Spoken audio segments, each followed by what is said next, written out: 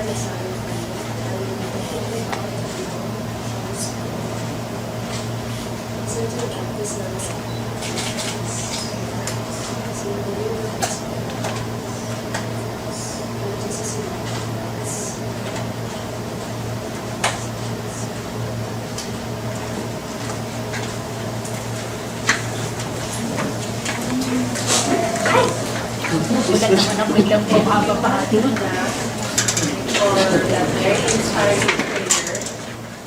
And I guess as she said, we're celebrating the feast day of St. Thomas Aquinas. So happy feast day and also happy Nasalmi.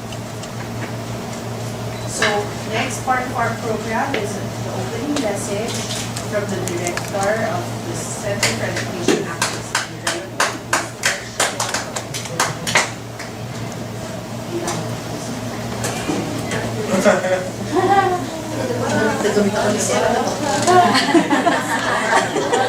Go, Ma'am Nikki. Love you.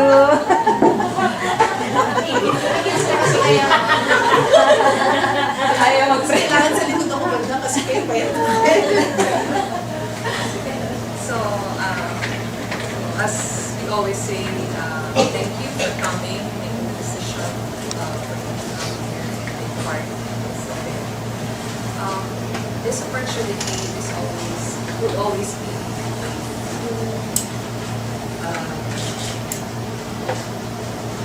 it's a benefit for both, for you as well as the presenter. Because for you, we are giving you an access to lessons and information that the presenters were able to learn from Hong Kong. So it's a way to share, transfer information, as well as share their own realizations and topics, strategies.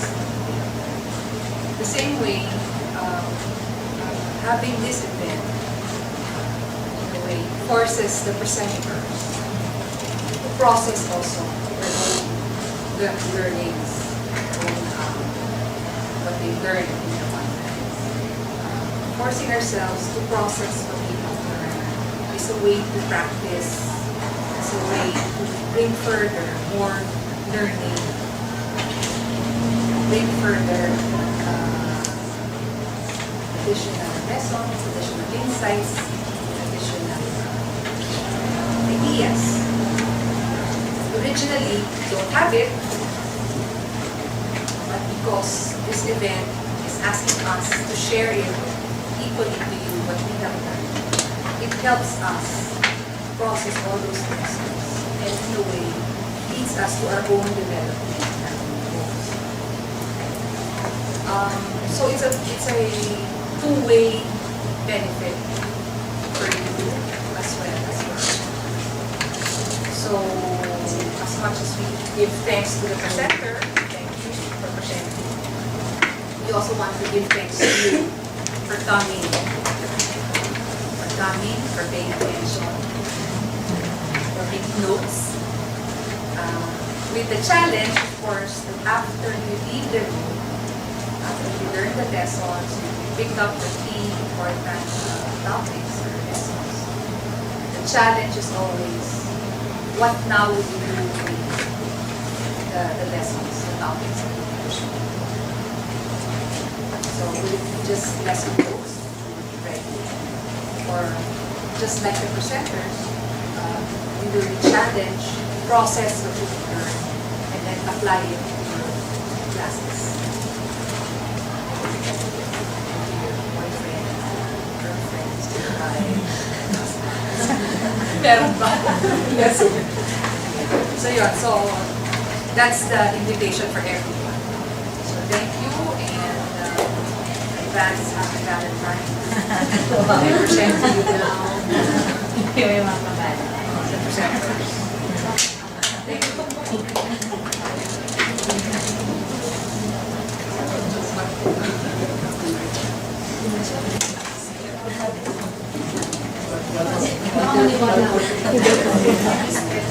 For that important message and the reminder that it's important for everyone to benefit, not just the presenters, but also about people here to learn more about the education system anymore. Right, so now it's time for the presentations. So we actually have 3 topics, but Nikki asked that her topic be postponed kasi tuwing na shoot lang siya ng nag-address siya ngayon. Ayun na. Sure. So, we'll just have the presentations of Miss Bebe and Miss Wiggy. And so, our first presenter for our program today is Vic. And she will talk about the SLCO program, the views from views from deaf teachers. So let's give her a hand. Round of applause for Vic. Ewan ko, sabi niya yun. Musunod lang ako sa mga okay na kayo? Parang ako magagantay na sa ni Mrs. G, yung wala ka ng voice para sa santong ako. Sige na. 10,000 hours. 10,000 hours.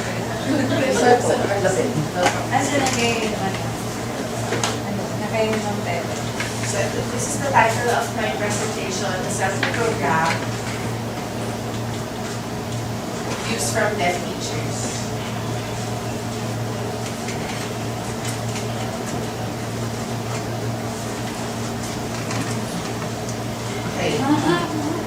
Wait, so nakakabahan ako.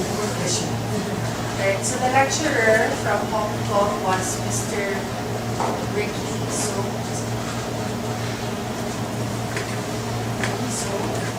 he is a deaf teacher working. Well, I'll let you know later where he's working. So he had an interpreter with him because a lot of people in the audience are hearing. So I'd like to introduce the SLCO program. So it's the Jockey Club, Signed Bilingualism, and Co-Enrollment Deaf Education Program. So this is how we sign bilingualism and co-enrollment. This is co-enrollment. So what does SLCO mean? It means signed bilingualism and co-enrollment. SLCO.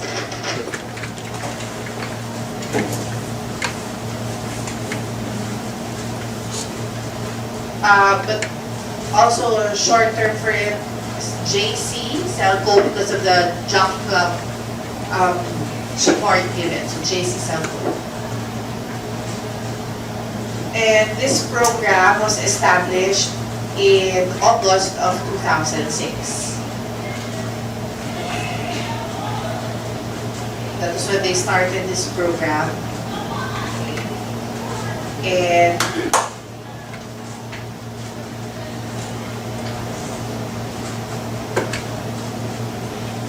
so they had students that they would evaluate and observe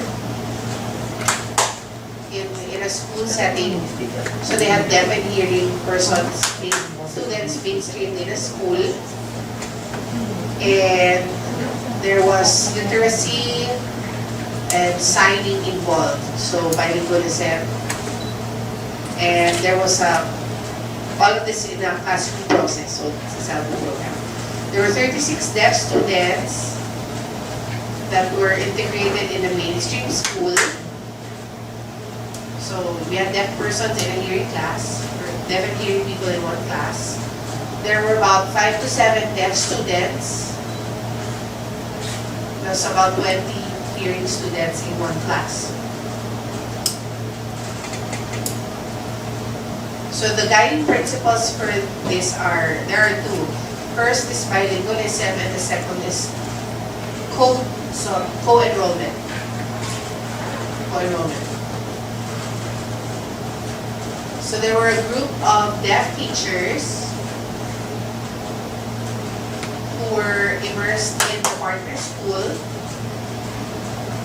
And these deaf teachers co-teach with hearing teachers on full-time basis. Alright? Next. So just a brief summary of what I learned here. First is the deaf voice is important. There should be representation of a deaf person. They play a significant role in the program. So a deaf person must be able to, a deaf person has to be visible in this program. And then there was the background of the interviewees, or rather students. They looked at the gender, the level of hearing loss, deaf or hard of hearing, educational attainment in terms of elementary, high school, and the years of teaching in a SLCO program. Sorry, these are the interviewees for teaching. So all interviewees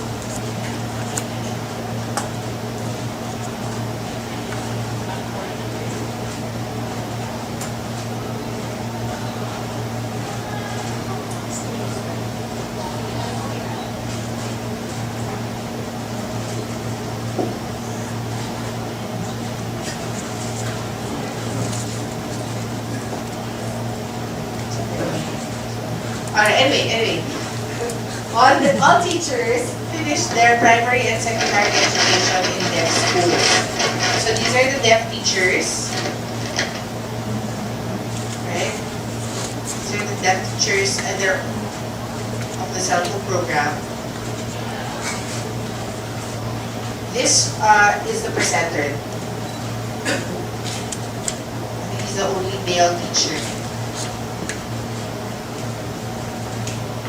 So what happens is, during the interview, they look at the teaching, the academic, and the socio-emotional.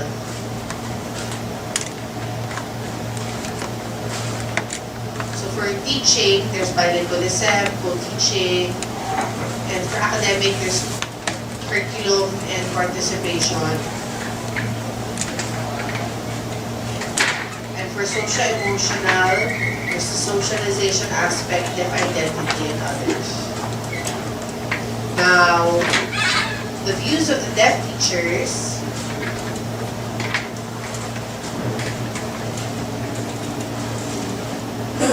In the areas of teaching, which is bilingualism and co-teaching, in the academic area, which is the curriculum and participation, and in the area of social integration and social-emotional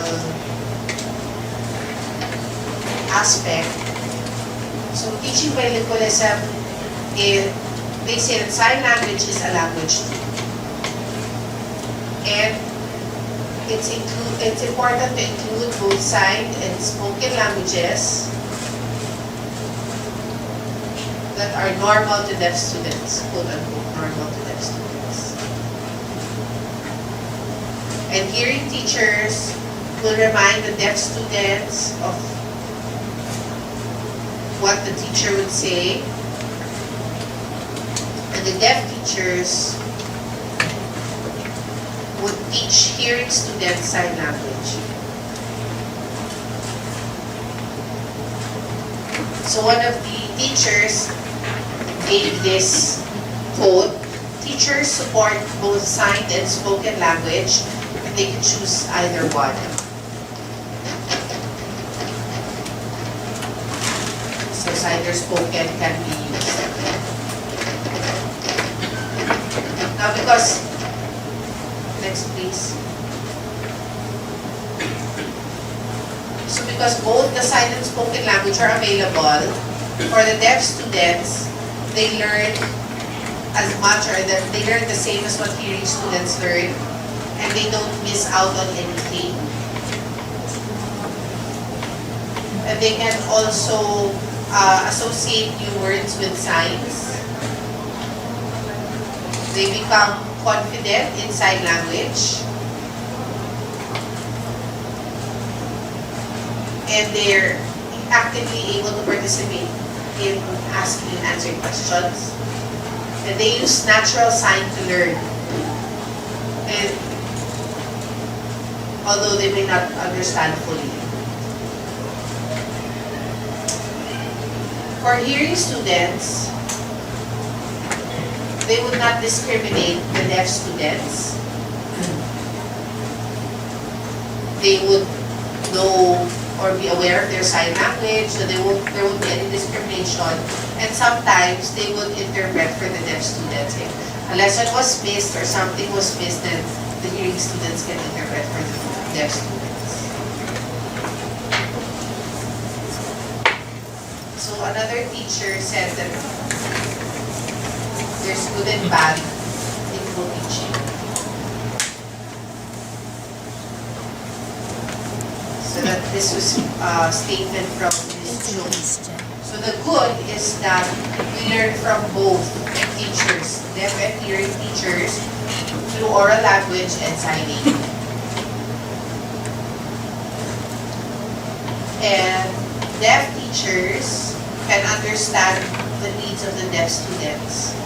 They know right away what it is that the students need. For example, if it looks like they're confused, then they can approach the deaf student right away to help. So if I'm a deaf teacher, for example, and then the deaf student needs something, then I can assist.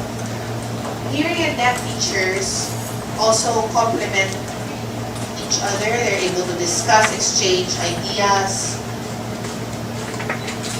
and then they're able to promote deaf culture. So there's a balance in the two, and there's cooperation and a balance in building up of these two groups. Now the bad points are, first is the time. There's a problem in terms of time.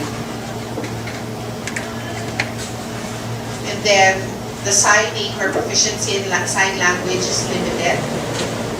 So if a deaf teacher is not around, then the hearing teacher will not know how to communicate with the deaf students. And then there's sometimes wrong expressions.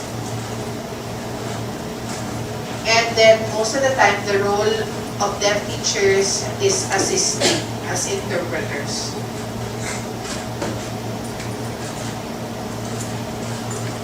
And then there's rushing to complete the syllabus, to complete the topic. So there's no time to explain things. It's always in a rush, so deaf students have a hard time following. Plus, it's very difficult to lip-read Mandarin. You cannot lip-read Mandarin, which is a Chinese language. Again, the time to meet to prepare is not there. So these are the problems. So although there may be good aspects of it, there's also the bad. So there's a lot of good that we can see the SLCO program, but one main bad thing is the concern with time.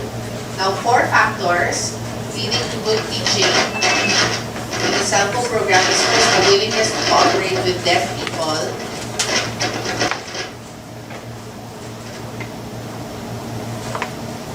And then the deaf and hearing people mingling and discussing. And of course, learning sign language with heart. So being committed to learning sign language. So not easily giving up. And then of course, being patient. So these 4 should be part of, I will completely discuss when there are meetings. So all 4 should be present. Willingness to cooperate, being part of the deaf and hearing, meeting together, learning sign language with heart, and being patient. So it's important to be patient. So in terms of academic curriculum, they use the same syllabus, same level of assessment, and they can take many subjects that they like the hearing students. So there are a lot of subjects to choose from. There are a lot of subjects that they can take. So another statement from someone, now I teach, get to know that deaf students can also learn if you teach them. So that's from this school. In terms of participation, then there's a lot of activities, they participate actively, and then if teachers communicate more with deaf students, they will be active in class. And then the deaf can also participate in music lessons. Although here, I don't think we have music lessons for the deaf, but in the SLCO program, they have music lessons. And they can participate in different activities in school.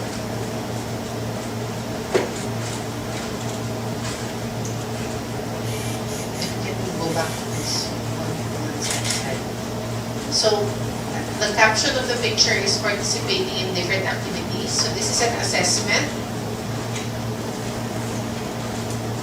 So we have a deaf teacher over here who is assessing the 2 students. Maybe she's asking questions and talking about their participation. So this is the picture that they have for them. Now, social integration for deaf students, they know how to interact with hearing people. So it's a social integration, so there's a lot of hearing people around, so at least they know how to interact with them. And they won't be afraid of telling people that they can't hear, and they can ask people to speak slower. For example, maybe someone's speaking very fast, then they can ask that person to slow down. And the teachers encourage the students to interact with hearing students, so that there's interaction between deaf and hearing students. So most of the time they use speech, and sometimes there's signing.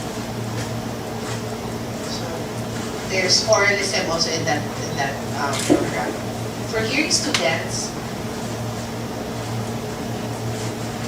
having activities in school promotes deaf culture.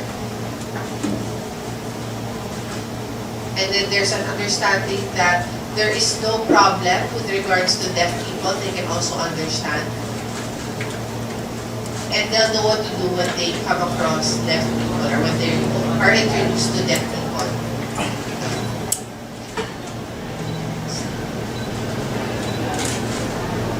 Hearing students can sign or write to communicate with their deaf classmates. And then they can be accepting and open-minded in the future. So maybe when they become, in the future, if students become more accepting of deaf persons. And they're able to socialize more with those who can sign. So this is socializing with the outside world.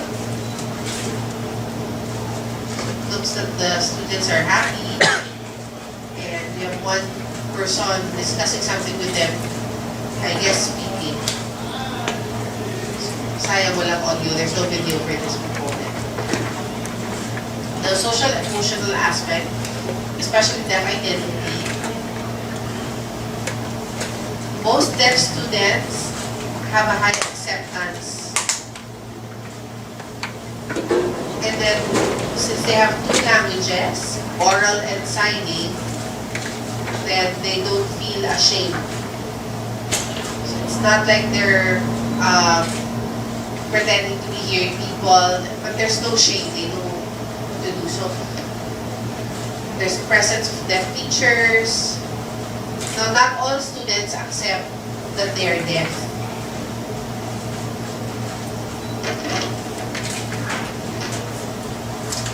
And so in this program, there's a student who asked his mom why he was born deaf. But overall, during the survey, during the questions asked, the interview, the feedback is okay. And only a few students refuse to admit their deaf identity. So only a few of them would ask, why do I have to sign? So there are just a few of them, but most of the deaf students accepted their being deaf or their deaf identity. Okay, so now I'd like to share, this is the last part, my insights and realization. Hong Kong and the Philippines have a different deaf education system.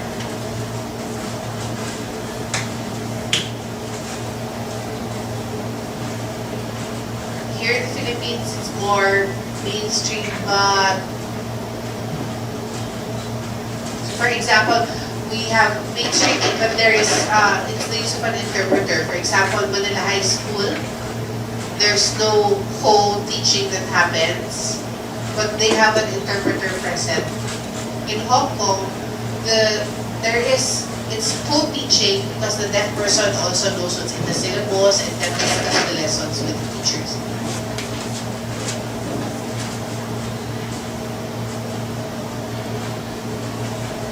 So in the co-enrollment program, when the teacher says something,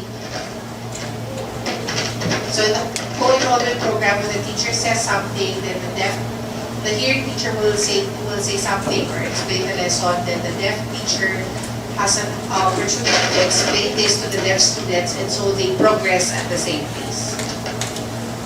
Okay, sorry, I forgot I have an interpreter with me. Okay, so let me just try to slow down my signing. So let's compare that, and honestly, I'd like to add something I saw also in the US about, so we had a hearing teacher and then there was an assistant, and the assistant was deaf. So the hearing teacher would lecture, and if a deaf student missed something or the students could not understand what was the lesson, then the deaf teacher would assist and help these students. That's in the US. but in Hong Kong, so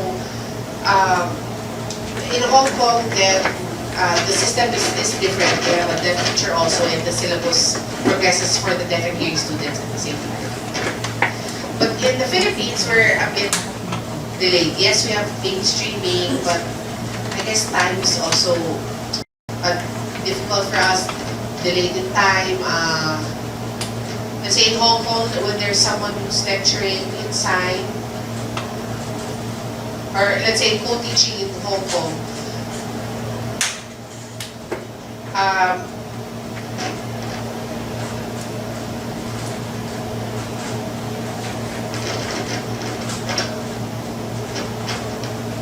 sorry, if we can go back to the slide. Back.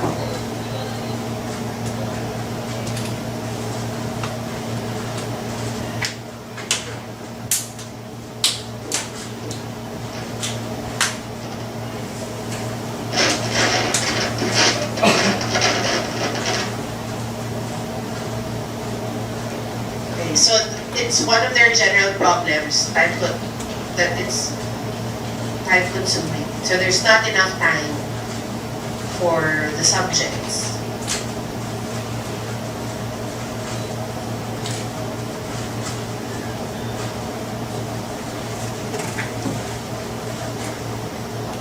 So really that's one problem is time. And then core teaching,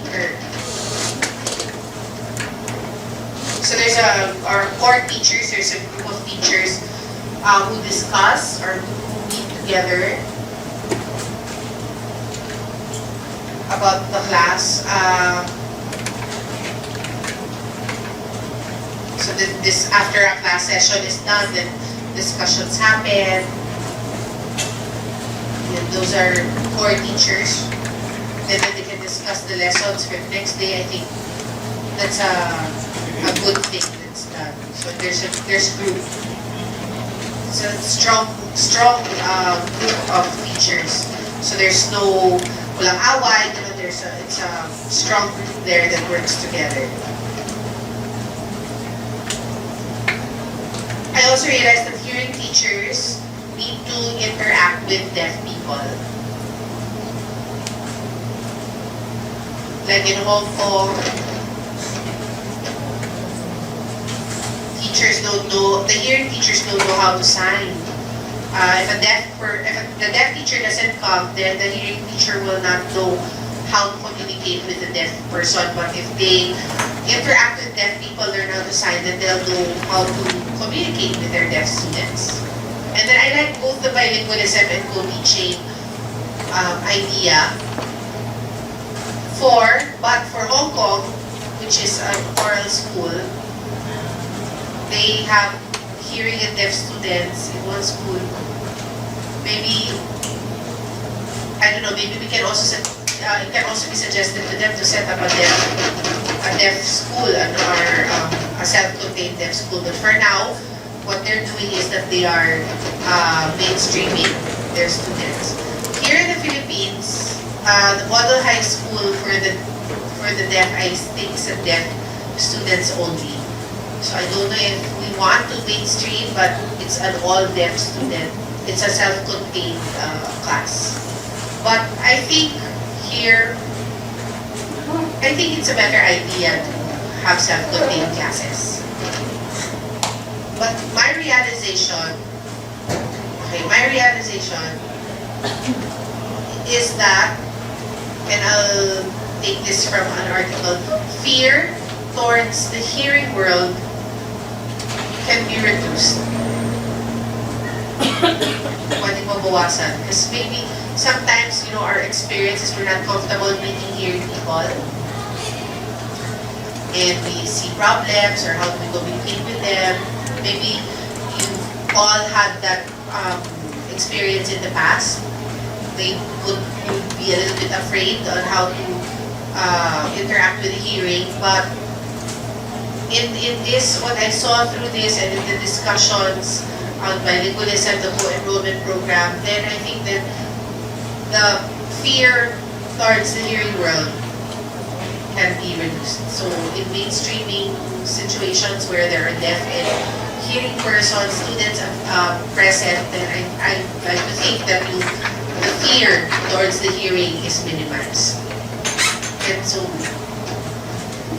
also if we have hearing students who would want to enroll in the JC SLCO program, the parents actually allow them there and are happy that they also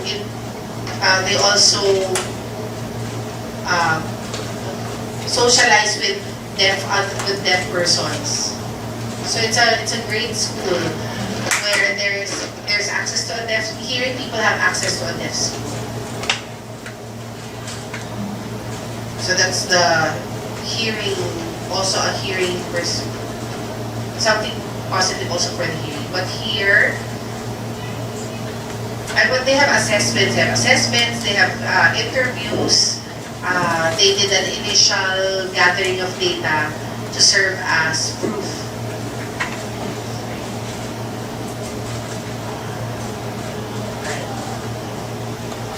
So that part's not listed here, it's something I added.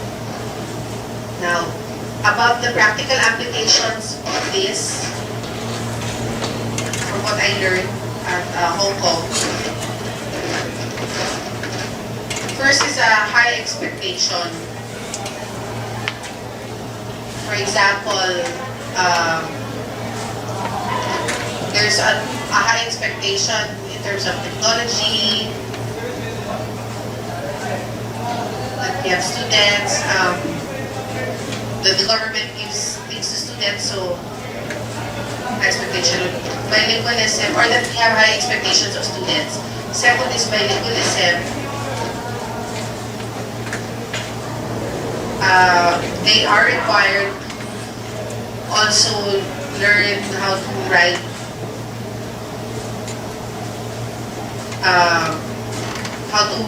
well there. Here, I think it should be required as well.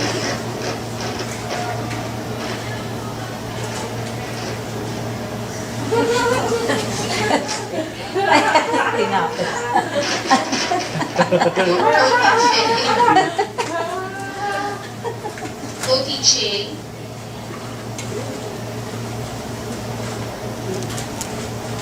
Well, maybe we can try that here, but mahirap then if we always just copy things, but maybe, let's see, maybe we can try with one subject, or maybe we can look at the US model, let's see, but like I said, there's a model of a hearing teacher, and then they'll have a deaf assistant, or deaf TA, teaching assistant, to explain to students if they don't get what the hearing teacher is saying, and also to support the hearing teacher in terms of time. I think that we can do that for the model high school. If, for example, for deaf teachers, then there should be a core group of teachers to talk about evaluation, so that we can also improve performance and strategies.